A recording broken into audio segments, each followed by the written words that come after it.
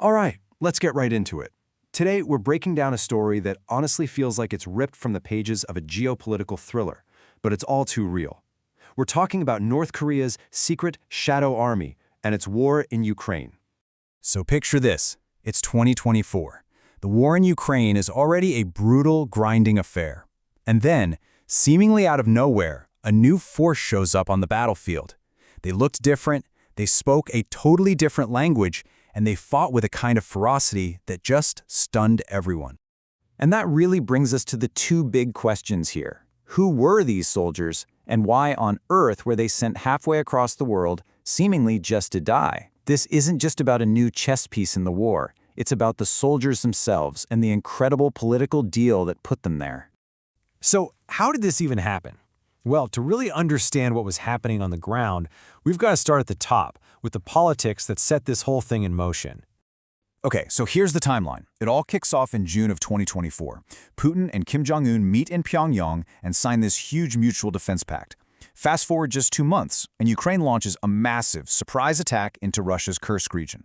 Suddenly, Russia is desperate for more troops, and by December, we get the answer. The first official reports confirmed North Korean soldiers were on the ground and in the fight. In luck, this wasn't just some small symbolic force. We are talking about an estimated 10,000 soldiers. I mean, that's a huge number, enough to really change the dynamics of the war in that sector. All right, so let's shift from the politics to the front line itself. What actually happened when these soldiers saw combat? Well, the first accounts from their adversaries, they paint a pretty shocking picture. This quote from a Ukrainian soldier pretty much says it all. He's saying that the North Koreans had this relentless, almost unstoppable willingness to just keep advancing no matter what. It was a completely different style of fighting than they were used to. But here's where it gets really wild. That ferocity, it wasn't just pointed at the Ukrainians. Get this, according to a captured Russian soldier, their North Korean allies were so indiscriminate, so focused on just shooting, that the Russians themselves had to start wearing red armbands so they wouldn't get hit by friendly fire. So, to understand this behavior, you have to know this one crucial North Korean concept, japok. This isn't just a military tactic, it's a core belief. For generations, these soldiers have been taught that the greatest honor is to sacrifice yourself for the state, and that being taken prisoner is the absolute worst form of betrayal. And this belief had absolutely terrifying results on the battlefield. A Ukrainian commander tells this story of finding a wounded North Korean soldier, but before they could even get to him, he just blew himself up. The conclusion was chilling. They were willing to die rather than be captured. Which, of course, makes this next part of the story all the more incredible. Because out of all those thousands and thousands of soldiers, only 2 are known to have been captured alive. And for the very first time, we can hear what they have to say. Meet Ri Gang-eung and Baek Pyong-gang. I mean, their survival is just a miracle. Ri was shot through the arm and the jaw and literally left for dead by his own comrades. Baek was hit by a drone and somehow managed to hide, wounded, for 4 days before he was found. For both of them, capture was a fate worse than death.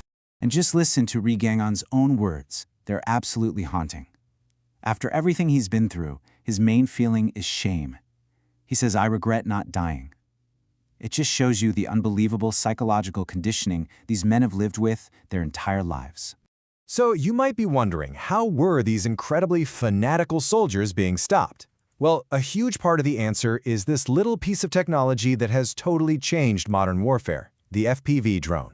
For soldiers who had basically no defense against them, these things were a constant, deadly threat.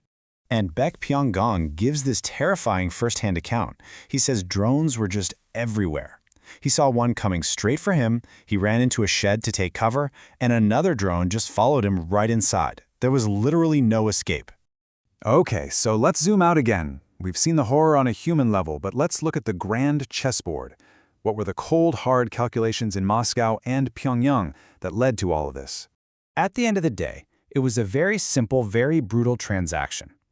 For Russia, they got thousands of highly motivated and, frankly, expendable soldiers to solve their manpower problem. And for North Korea, they got priceless modern battlefield experience for their special forces, plus a huge boost in global status by aligning with a major power. And as one analyst put it, this whole arrangement was a godsend for Russia. They got soldiers who were so heavily indoctrinated that they were willing to do things and take risks that almost no one else would. It filled a critical gap for them. But every strategic godsend comes with a price. And in this case, the human price was just staggering. Let's look at the final grim math of this partnership.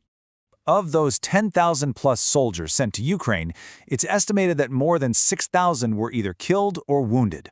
That is a casualty rate of over 50% in just a few short months, mostly from those drone attacks they were totally unprepared for. And then you have this number. Out of thousands upon thousands of casualties, the number of confirmed prisoners of war is just 2. And that's really the question I want to leave you with. What does it actually mean when an army of 10,000 soldiers suffers thousands of casualties but leaves behind only 2 prisoners? It tells a story of an ideology of complete sacrifice, a political alliance built on disposable lives, and the profound tragedy of thousands of men sent to a foreign country not to come home but simply to die.